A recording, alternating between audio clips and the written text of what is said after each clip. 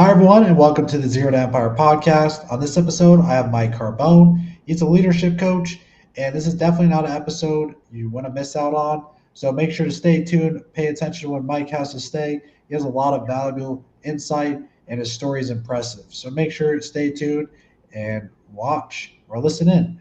And thanks, Mike, first of all, for being on the podcast. And let's actually rewind. What's going on in your life around 2019? That actually set all this in motion to where you are today? Thanks, Sam. Really appreciate the invite to be here. 2019, okay. The year prior, just got promoted to kind of the C-suite in a growing organization, grinding 70, 80 hours a week, expecting a first kid on the way, got married a few years prior. So it was really kind of just, I hate to say the phrase, but kind of balls to the wall. Trying to do everything I can to make sure I'm providing for my family, think I'm checking all the boxes for what it means to be successful from a professional standpoint. And during that time, I had two colleagues, former colleagues, approach me about some mentorship or coaching, basically asking, hey, Mike, do you do any coaching or mentorship? And one of my colleagues, truth be told, was many years older than me, many more decades of experience in the field. And then another one had just been kind of promoted in a different industry to kind of a senior VP role. And I looked at both of them and just said, no, I don't think I had anything to offer. I'm trying to figure this out myself. I was flattered.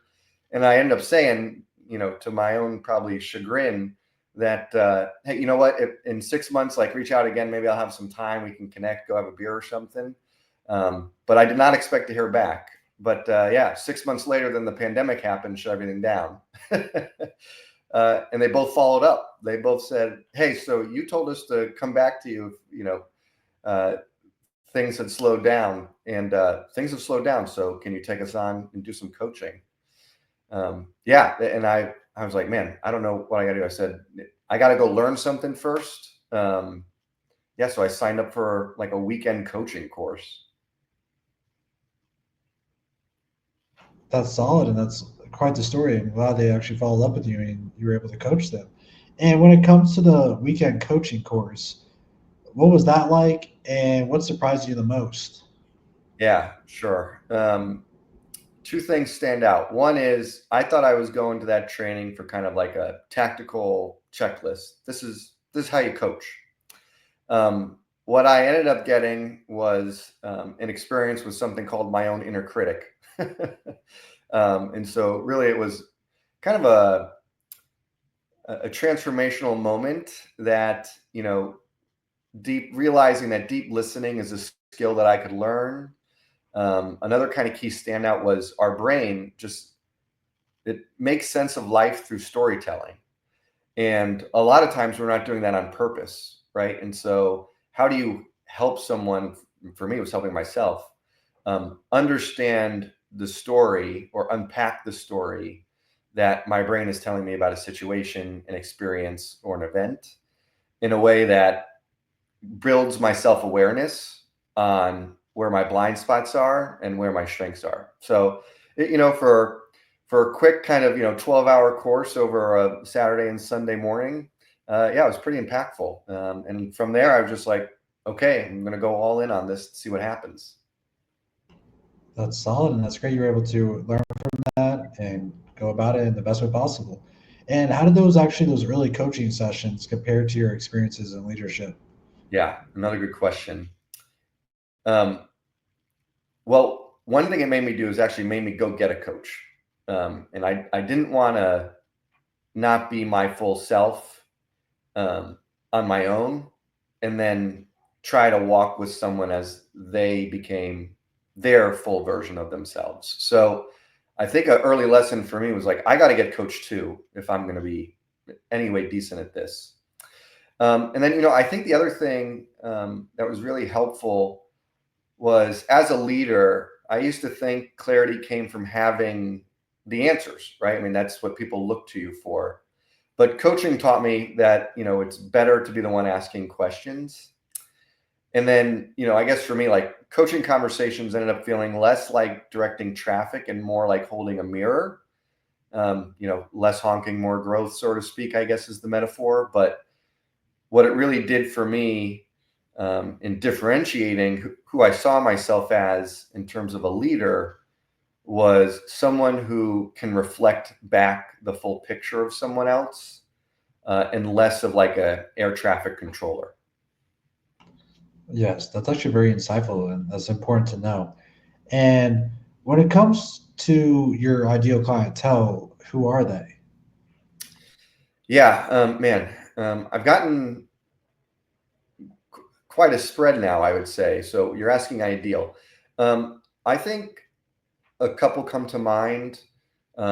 Folks that have just experienced kind of a significant change in role, from kind of mid-level manager to senior level manager, when you're going from just kind of managing one or two employees, maybe one or two like work streams, to a whole department or a whole function.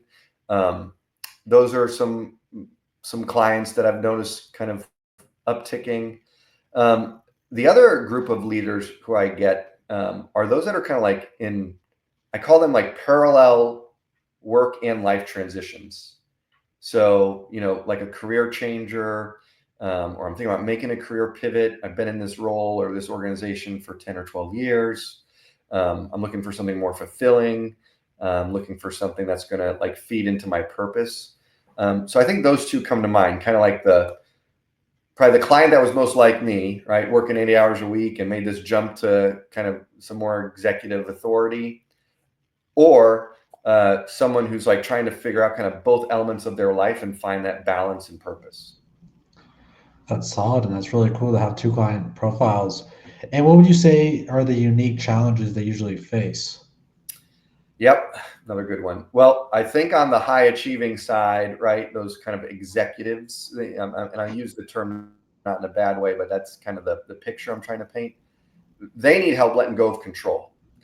Um, you know, and then the folks who are in that kind of, you know, juxtaposition place, they need to realize that they actually have power and autonomy. So it's kind of an interesting dynamic there. One's afraid of slowing down, the other's afraid of speeding up. But I will say, like, both kind of profiles um, need help in trusting themselves more. Yeah, that makes sense. Definitely trusting yourself is very important because that's confidence. And what's the structure of your coaching with these clientele or your clientele, and what makes your coaching approach different? Oh, good question. Um, I mean, the pragmatic answer is I try to. Most of my partnerships and arrangements are for 6 months at a time minimum. Right, real coaching isn't about like just like tactical change, it's about transformational change, and usually that requires kind of a lot of interior work, and it's not like an easy like switch to flip for most clients. Some clients I have that meet with me, once a week. Some it's every other week, some it's every 3 weeks. um, I have some clients who we might have ended a year-long kind of traditional arrangement, but then they have like tune-up calls with me, once a month or once a quarter. But I like to think of the arrangement kind of as like a playlist, right? And we kind of cultivate a playlist together. Like, a good album, I say, has like familiar rhythms. It's got like an intentional progression, and there's like different moments, right, in the song that like, oh, this one is like kind of amping me up, this thing, and some other times like, okay, time to bring it down a notch. And so I try to think of designing a coaching arrangement in conversation and collaboration with the client that kind of mimics like a good album. Yeah, I like that approach. It's very unique, and that's I mean, a lot of people listen to music all the time, so it's a good idea to do it like an album. And so before this, you actually talked about how you like to help your clientele disconnect from social media. Why Yeah. is that important? Yeah, good follow up, Sam. Yeah, so for me, that was a conscious choice I actually made, probably about 4 or 5 years ago now, for myself, working with my own coach. In order to really connect with who you are, um, you have to stop comparing yourself to others. And social media, let's call a spade, is basically a social comparison experiment, right? You're after clicks. Your brain, like I said earlier, is making kind of constant stories. And so your brain naturally is comparing, if you don't want it to, if you're saying like, well, I'm happy too, you look at something else that provides like a little hint of jealousy or a little hint of aspiration. All of a sudden now your brain makes a story about your own worth. And so for me, it was really important to turn off that distraction. And over time, I found that having those conversations with clients brings a level of kind of wholeness and a more centered approach to recognizing their own dignity as a human being and innate worth that ends up unlocking for them the potential to make the transformations that they seek in their life, whether that's being with their family, being in their workplace, and truly living into their potential. Oh, yes. I do agree with you about the whole social media aspect. It is unfortunate, but it's just the way we live life, honestly, today, just normalized. And so you've coached people throughout different life transitions that are very important. So what's like one pattern you've noticed amongst them? Hmm.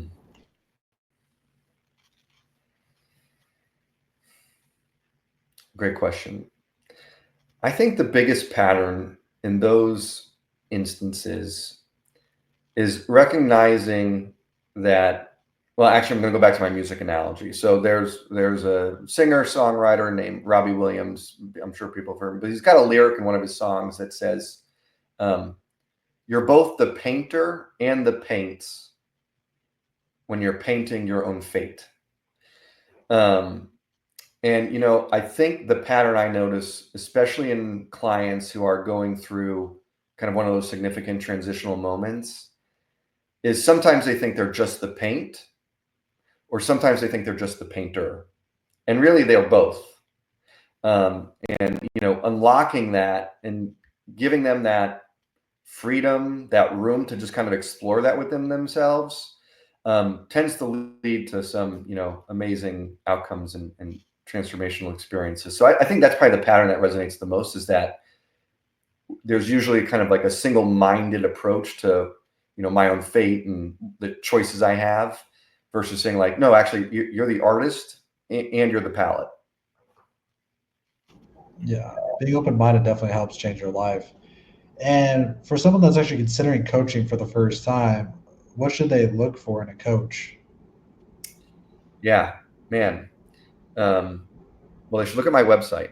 um, I think two things that I would give advice to anyone who's looking for a coach is like, talk to more than one, right? Like when you're thinking about it, um, you know there's a menu, there's a profile of coaches. You might resonate with some more deeply, but I'd say also find someone that like isn't just gonna like give you the yes.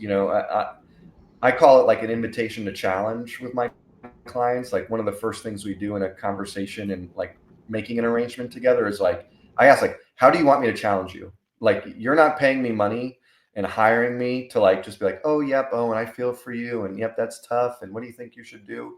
You're hiring me to say like, you should pause for a second. What's a different way of reframing that? Because right now you're going down a rabbit hole, right? Um, and so I think those would be the two things: like meet with more than one to get a sense of like what's out there and what they have to offer. And the other is like really get comfortable or make a choice to go with someone who you feel like is going to challenge you. Oh, yes. I think that's a great piece of advice. And how can those actually interested in your coaching find and reach out to you by? Sure. I've got my email up on the screen, but Mike at atlasintegritas.com. And Altus Integritas is actually Latin for elevated wholeness. And, so it takes a while maybe to find me. Like I said, I don't have a lot of social media presence. I got like a little tiny homemade website. Most of my business has been through word of mouth, but atlusintegritas.com is the best way to reach me. That's solid. Well, thanks so much, Mike, for being on the episode. And make sure to check him out if you would like to get some leadership coaching from him. And thank you, everyone, for listening in and watching in for this episode of Zero to Empire. And I'll see you on the next episode.